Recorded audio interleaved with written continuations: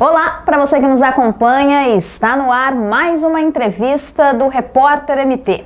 O convidado de hoje é Marcelo Neves, ele que é apresentador, comentarista, analista e jornalista esportivo. Marcelo, seja muito bem-vindo ao Repórter MT. Muito obrigado pelo convite, é um prazer estar aqui, esse bate-papo aí para a gente poder falar um pouquinho da situação que está aí o Cuiabá. E realmente, situação difícil para nós torcedores, preocupante e já estamos sem expectativa, né? O Cuiabá tá na zona de rebaixamento, tá ali na área da degola ali e a gente tá sem entender o porquê isso tá acontecendo. Então você, que tem muito mais experiência que a gente, Marcelo, queria ouvir de você. O que está acontecendo com o Dourado? É alguma falta de investimento da diretoria? Talvez uma questão de gestão, da comissão técnica? Ou às vezes é uma questão de falta de esforço dos jogadores? Houve um relaxamento ali? O que falta para essa reação mais rápida às crises que estão acontecendo com o Cuiabá? Para a gente poder entender a situação que está o Cuiabá hoje, a gente tem que voltar um pouco para o início do ano. Uhum. O Cuiabá começa a temporada com outro treinador, que é o Antônio Oliveira.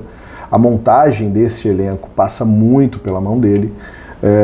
Ele tinha uma peça importantíssima que girava praticamente saída de bola, questão de marcação, que era com o Ranielli, que foi negociado depois para o Corinthians. O Antônio Oliveira também deixa o Cuiabá para assumir a equipe do Corinthians. E o Cuiabá fica um grande tempo, um grande período com um treinador interino, que foi o Luiz Fernando Iubel, até na busca de um novo treinador, que depois chegou o Petit. Uhum. Eu acho que esse período em que o Cuiabá ficou sem treinador, né, trabalhando ali com o Iubel, houve uma perda técnica muito grande. Porque até chegar um novo treinador, entender o ambiente, vindo de Portugal, nunca trabalhou no Brasil, conseguir entender o calendário. Ele até começa muito bem, ele começa bem, mas depois, com o tempo, a limitação do elenco da equipe do Cuiabá vai se mostrando e a gente não tem peças de reposição nesse momento, né? Tem perdas de diversos jogadores e não foi feita nenhum tipo de reposição. A impressão que passa é que a diretoria já jogou a toalha e já tem a queda como algo iminente e concreto. Isso. Definido. E outra dúvida que eu tenho também, se além desse período que a gente ficou sem um treinador ali, que isso também prejudicou, se talvez o desentendimento entre o Daverson, que não é a figura principal, mas era um jogador de mídia, de nome ali do Cuiabá, se esse desentendimento entre o Daverson e o presidente do Cuiabá, o Cristiano Dresch, e também a saída depois do Daverson do time teria impactado nessa situação que o Cuiabá está hoje ali na zona de rebaixamento. Ela pode impactar dentro do vestiário, né? O jogador, a gente sabe, que o jogador de futebol, eles têm os seus códigos de ética, né? Que eles trabalham ali em cima disso. Mas não houve nenhum tipo de burburinho, pelo menos que a gente saiba, alguma insurgência de algum outro jogador ali por conta da saída do Daverson. A galera sabe que o Cuiabá tem um comando, tem uma mão de ferro, né, por parte do Cristiano Dresch. Isso é um fator positivo, ele trata os jogadores, os atletas, como são tratados na Europa.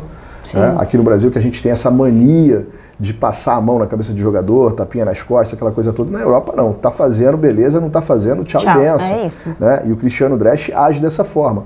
Então, os jogadores entendem esse ambiente. Claro que você tem uma perda técnica, né, com a saída do Daverson, mas nesse mesmo momento que o Daverson sai, há um crescimento do Isidro Pita. E quando o Daverson volta dessa punição, porque foi uma volta apenas para ele ser negociado, o Pita caiu de produção, porque teve que sair da posição da qual ele já estava habituado, né, para poder fazer uma outra função, para poder encaixar o Daverson. Então são vários pontos. Você vai. É como um acidente de avião, não é apenas um motivo, a causa. É um conjunto que você vai acarretando até chegar no possível rebaixamento do Dourado. E assim, até que a gente conversou bem nesse comecinho, Marcelo, com relação aos jogadores mesmo, esse fato da gente ter negociado muitos jogadores e com esse dinheiro da venda, né, do mercado de negócios, a gente não trouxe ninguém assim com esse valor, porque não foi pouco. Além do Daverson, tiveram outros jogadores também que a gente negociou, e o valor aproximado dessa venda desses jogadores foi 28 milhões de reais. Seria aproximado porque ainda teve jogadores que não foram dados os valores ali específicos. Então, assim, teria algum motivo, alguma explicação do porquê não aproveitar essa entrada desse valor para trazer outros jogadores? O Dourado tá mesmo com a ideia de que vamos para a Série B e de lá a gente tenta fazer alguma outra coisa? Tem algum motivo para isso? Dá essa impressão, né? Se a gente for pensar, olhando os números da tabela, o Cuiabá tem 2 jogos a menos do que a boa parte dos seus adversários ali na parte de baixo. Se você pensar dessa forma, o Cuiabá tem chance sim de escapar, matematicamente, claro, não tem como você decretar. Por que não dá para confiar apenas nisso? Porque o desempenho da equipe não mostra que ela terá um poder de reação. Infelizmente, o elenco do Cuiabá é um elenco fraco. Você pinça 2, 3 jogadores ali no máximo que tem condições de jogar na Série A.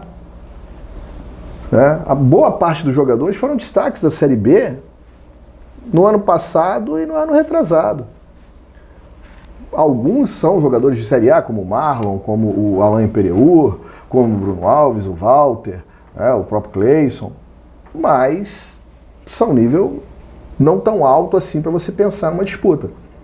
A gente for analisar outros elencos de equipes, não vou dizer, mas quase do mesmo tamanho do Cuiabá, são mais tradicionais, mas não do mesmo tamanho do Cuiabá, como o Fortaleza, como o Red Bull Bragantino, como o próprio Juventude, eles têm uma folha salarial na mesma faixa do Cuiabá.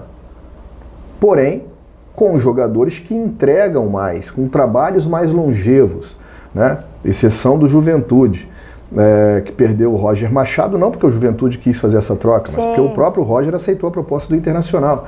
Mas se a gente for pensar, o Vojvoda está no Fortaleza há 3 temporadas e diversas propostas para deixar o clube e não deixa. Fortaleza hoje, para mim, tem um dos melhores trabalhos da América do Sul. Não só do Brasil, mas da América do Sul. Porque com o orçamento que tem, com a folha salarial que tem, está sempre brigando por vaga na Libertadores. Sim. Hoje, ele está na vice-liderança do Campeonato Brasileiro com um jogo a menos. Por aproveitamento, ele seria o líder. Sim. Tá na Sul-Americana. Tá muito bem. Tá muito bem. Já disputou final de Sul-Americana na temporada passada. O próprio Red Bull Bragantino, apesar de fazer parte do grupo da Red Bull, também chegou numa final de Sul-Americana. Por que o Cuiabá não pode seguir esses exemplos? Por que o Cuiabá não pode ter o mesmo tipo de trabalho que tem o Fortaleza, que tem o Red Bull Bragantino? O Cuiabá tem capacidade para fazer isso. Sim. O Cuiabá hoje acabou de inaugurar um centro de treinamento que é um dos melhores do país. O Cuiabá paga em dia, o Cuiabá tem uma estrutura, mas precisa ser mais ousado na contratação de jogadores. Precisa ter um scout, precisa ter um centro de inteligência, de mapeamento de mercado, para trazer jogadores que possam render mais do que tem rendido. Mudar a forma de jogar, deixar de ser reativo, como é o Cuiabá, desde que subiu para a primeira divisão. Não pode ter apenas como objetivo permanecer na primeira divisão. É o principal objetivo. Mas você não pode abrir mão de uma Sul-Americana, você não pode abrir mão de uma Copa do Brasil, achar que isso atrapalha o teu projeto. Então falta um pouco de ambição para a diretoria também. Quer dizer, precisa sim de um reforço, ainda mais que o problema do Cuiabá não é uma questão financeira. Se pudesse trazer reforços, seriam 11. 11 não, 10. Putz. Do lateral direito ao ponto esquerdo, né? Menos o goleiro. Fazer essa brincadeira, mas eu acho que precisa de peças ali pontuais. O Cuiabá não tem um meia de ligação. O meia de ligação que veio, que é o Lucas Fernandes, que veio do Botafogo, foi bem na temporada passada, não consegue render no Cuiabá. Como que ele rendeu no Botafogo e não consegue render no Cuiabá? O problema não pode estar nele exclusivamente. Né? Como que o Botafogo jogava no ano passado, como que o Cuiabá joga? Por que ele não consegue render? O próprio Denilson é um bom jogador, pode render mais. Não tem condições de você ter um Lucas Mineiro como seu primeiro volante titular indiscutível, o Fernando Sobral. Gente, precisa de jogadores de um peso maior. Esses caras podem ajudar o Cuiabá? Podem, mas não como solução. E como únicos também, né? Como titulares ali. E assim, aproveitando que a gente falou dessa questão desse mercado de transferências, né? De negociação. Na sua opinião, para dar um sopro pro Cuiabá, para ver se ele sobe de novo, ou então para dar uma ajuda mesmo, para fazer essa questão de reforço pro Cuiabá. Teria um nome ou alguns nomes ali que você poderia citar que fariam essa função, que ajudaria muito o time a continuar subindo, alçando voos maiores aí? Hoje, contratar alguém da Série A é mais complicado, né? Porque tem aquela questão de jogadores que já atingiram o limite de jogos, e você não pode ser transferido agora. Então você vai ter que buscar onde? Na Série B. Aí vai cair no que a gente automaticamente já tem. Você vai buscar ali jogadores que estão na Série B, buscar algum outro jogador de dos clubes grandes aí que está encostado, que não está jogando e de repente possa fazer uma diferença, não está tendo tanta minutagem assim, né? Apesar que a gente tem mais de 20 jogos já da primeira divisão, é difícil você encontrar alguém que ainda não atingiu o limite de 7 partidas. Então você vai ter que ir atrás da Série B ou no mercado internacional, no mercado sul-americano. Então vai ter que pesquisar, vai ter que ir atrás. Mais difícil. É mais complicado. Vou dar um exemplo. O Vasco encontrou o Verratti num clube pequeno da Argentina. Quantos gols o Verratti tem entregado para o Vasco, como que ele tem feito. O Arias, o Fluminense encontrou ele num clube pequeno lá na Colômbia. Olha que o Arias entregou para o Fluminense nesse tempo todo. Né? O próprio Herman Cano jogava num time pequeno lá também na Colômbia. E tá imitando. Então, a gente fala aqui deitando. Então tem que ter esse tipo também de olhar um pouco mais apurado para o mercado sul-americano. De repente você traz um jogador acima dos 30, mas que pode te entregar ali 10, 11, 12 gols na temporada. E você tendo um jogador na Série A, 1 ou 2, que te entrega essa quantidade de gols, você permanece na Série A. Então tem um mínimo de esperança, mas isso vai depender muito da gestão. Depende muito da gestão.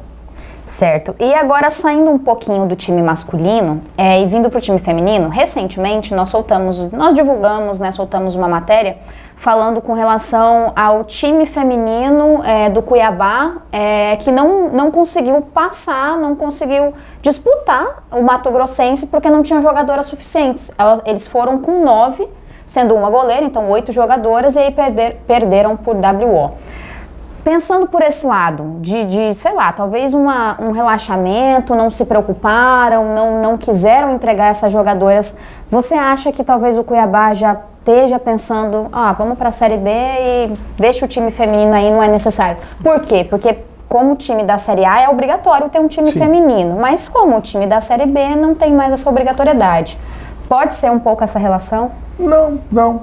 Eu acho que a relação é o seguinte, o Cristiano Dresch nunca quis ter investimento tanto nas categorias de base quanto no futebol feminino. Porque para ele é um gasto excessivo, é um gasto desnecessário. Palavras dele, não são minhas. Sim. Ele já disse isso diversas vezes em diversos veículos. Não está muito preocupado. Se é uma obrigatoriedade da CBF, pelo menos você tem que entregar o mínimo. E o mínimo que eu digo é o mínimo de respeito com as atletas. Porque ali você está tratando com jogadoras que têm um sonho de disputar uma Copa do Mundo, de chegar numa Série A de Campeonato Brasileiro, de jogar com a camisa da Seleção Brasileira. Vamos lembrar, daqui a 2 anos, né? Cuiabá será sede da Copa do Mundo feminina. E os expoentes do futebol feminino que nós temos são Misto e Ação Santo Antônio. O Cuiabá, que é o nosso clube de Série A, trata as meninas com total desrespeito. Por que elas não podiam usar o CT Manuel Dresch? Por que elas não podiam estar alojadas também lá no CT, que tem um alojamento de luxo para a equipe da Série A? Por que pagar não vou dizer salário, mas uma ajuda de custo de R$500 para cada menina? E aí você abandonar as meninas e ainda ameaçar que elas pagariam a multa junto à Federação Mato Grossense caso fosse aplicado o WO? Absurdo. Com perdão da palavra, é uma cachorrada o que foi feito com essas garotas. Você tem essa obrigatoriedade? Ok, eu não concordo, arque com as consequências da CBF. Chega para a CBF e fala, eu não vou ter o futebol feminino. Qual é a penalidade que eu tenho? A penalidade é essa. Então assuma a bronca. Mas não faça isso com as meninas. Porque foi de uma falta de respeito, de uma falta de sensibilidade enorme. que foi feita com elas. E 2 pontos, além delas terem sonho também de estarem na seleção algo tipo, elas se prepararam para estar ali. Há quanto tempo elas estão treinando? Abdicaram de várias outras coisas para estarem ali dedicando poderiam tempo estar em outras equipes. Elas poderiam estar no misto, elas poderiam estar no Ação Santo Antônio, podiam estar no Atlético Mato Grossense, poderiam estar no Operário, mas escolheram o Cuiabá. Por quê? Na cabeça delas, poxa, o Cuiabá é um clube de Série A, tem estrutura, poxa, eu vou jogar nome tem da um capital. nome, tem uma camisa pesada no futebol de Mato Grosso. E aconteceu isso com elas. Não dá para entender. Não. E assim, antes da gente finalizar, Marcelo, a gente estava conversando um pouquinho aqui no off, e o Gordo comentou sobre a questão da torcida. A gente comentou sobre possíveis causas do Cuiabá estar nessa situação, Daverson, falta de gestão, renovação no time, no clube. A torcida impacta muito também nesse resultado negativo que o Cuiabá vem tendo, esse fato de estar na zona de rebaixamento, com um pezinho ali na Série B? Olha, se a gente for voltar para o campeonato do ano passado, quando o Cuiabá enfileirou ali uma série de 5, 6 vitórias consecutivas e goleando o Flamengo, goleando São Paulo, goleando Fluminense. O que viesse estava batendo, se fosse dentro ou fora de casa, nós tínhamos um público na Arena Pantanal próximo dos 20 mil. Sim. Né? Tinha um atrativo, o torcedor tinha o prazer de ir ver o Cuiabá jogar. Hoje, você não tem um jogador da qual você possa chamar de ídolo, não tem um jogador daquele que chame torcedor, né? O que tinha era mais fanfarronice do que entregando futebol, que era o Daverson. Sim, mídia. Mais mídia do que bola. Um outro fator, né? A implantação do Face Pass, claro, ajuda muito, facilidade para você poder comprar o ingresso, você não precisa sair da sua casa. Mas a cultura do torcedor cuiabano não é aquele cara que muitas vezes está passando pela Arena Pantanal. Poxa, está tendo um jogo, vou entrar na arena, vou ali na bilheteria, retiro meu ingresso e entro. Hoje não funciona mais assim. Apesar de ter lá um suporte, né, do clube com o Face Pass para você chegar, baixar o aplicativo, fazer o cadastro, o cara perde a paciência e vai embora. É isso. A gente tem essa cultura. Basta ver que o torcedor hoje anda preferindo ir assistir os jogos no Dutrinha, né, que tem essa Vídeo facilidade. cheio, inclusive, eu passo lá direto e tá sempre lotado. Recentemente eu narrei um jogo de futebol americano lá entre o Cuiabá Arsenal e o Rondonópolis Hawks. Sim. As arquibancadas estavam lotadas. Eu olhei o público e falei assim, poxa, batendo o público do misto na Série D. Né? Então tem vários os fatores que acabam afastando o torcedor, né? Mas o principal é você não ter um time competitivo, um time que te atrai, que te dê prazer de você ir pro estádio. Uma coisa que eu sempre falo, o torcedor brasileiro, ele não gosta de torcer, ele gosta de ganhar. É verdade. Então se ele tá perdendo, ele abandona. Não vai mesmo? Não vai. E assim, Marcelo, só pra gente finalizar, se o pior acontecer e o Cuiabá for rebaixado, como que você enxerga o futuro do clube? Assim, vai cair para B, para C, para D e vai ter que subir tudo de novo? Ou ele vai cair para B e vai falar, putz, espera aí, vamos dar uma segurada, vamos tentar reagir. Como é que você acha que pode ser isso depois, se acontecer o rebaixamento? Eu não vejo o Cuiabá, caso seja rebaixado para B, ele chegando na B, brigando para cair. Não acontece isso. Claro que você vai ter uma perda de receita muito grande. Vamos lembrar que a gente está vivendo hoje um momento do futebol que a partir do ano que vem teremos novos contratos e novas receitas de transmissão. O Cuiabá hoje faz parte de uma liga, que é a Liga Forte União, que vendeu 20% dos seus direitos televisivos, direitos comerciais, por 50 anos. O Cuiabá utilizou esse dinheiro para poder finalizar o seu centro de treinamento. Ok, soube utilizar. Mas você já sabe que a partir do ano que vem, aquele teu contrato de televisão tem 20% a menos. É isso. Se a gente for fazer uma comparação com o que cada clube da Série B recebeu, ou receberia pelo contrato da Brax, que agora esse contrato foi rescindido, no ano que vem, a Brax pagaria 12 milhões de reais para cada clube da Série B, por toda a Série B. O Cuiabá, no ano passado, recebeu algo perto de 130 milhões de reais estando na Série A. A diferença é muito grande. A diferença é de 10 vezes menos. Então, você já tem esse impacto. Qual outro impacto que vai causar? Você não estará disputando competições internacionais como é a Sul-Americana. A Sul-Americana na visão deles, atrapalha, mas paga muito bem para o Cuiabá. O Cuiabá que chegou na segunda fase, ali nos playoffs, recebeu muita grana esse ano de Sul-Americana. Você tem a Copa do Brasil, que você pode avançar, você pode ir um pouquinho mais longe. O Cuiabá parou na terceira fase para o Goiás. Não conseguiu chegar na final da Copa Verde, apesar que a Copa Verde não tem uma premiação que você pode falar assim, isso aqui vai fazer falta, né? Mas o que vai fazer mais falta é isso. A gente ainda não sabe para quem a Liga Forte União vai vender os seus direitos de televisão, ainda está negociando com a Record, isso para a Série A. Quem é que vai transmitir a Série B? Ainda tem uma certa obscuridade em relação a isso daí. Vai vender para Globo, vai vender para Rede TV, vai vender para o SBT, vai vender para Band. A gente ainda não sabe.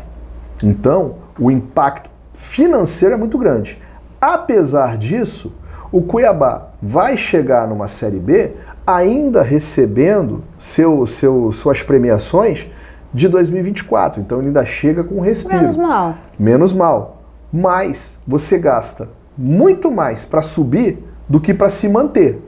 Então vai chegar no ano que vem, vai ter que montar uma nova equipe, ver os jogadores que têm contratos mais longos se cabem na Série B, e aí você vai ter que negociar ou não, trazer outros jogadores que se adequem para poder voltar para a Série A. Então, mas eu não vejo o Cuiabá hoje chegando numa B com preocupação de ser rebaixado para a Série C. É isso, Marcelo. Bom, queria te agradecer pelos esclarecimentos aí, pelas explicações. Muito obrigado por ter participado de mais uma entrevista aqui. Não, eu que agradeço e sempre que precisar é só chamar. É isso. E assim chegamos ao fim de mais uma entrevista no Repórter MT. Esses e outros conteúdos você confere no site repórtermt.com. Até a próxima!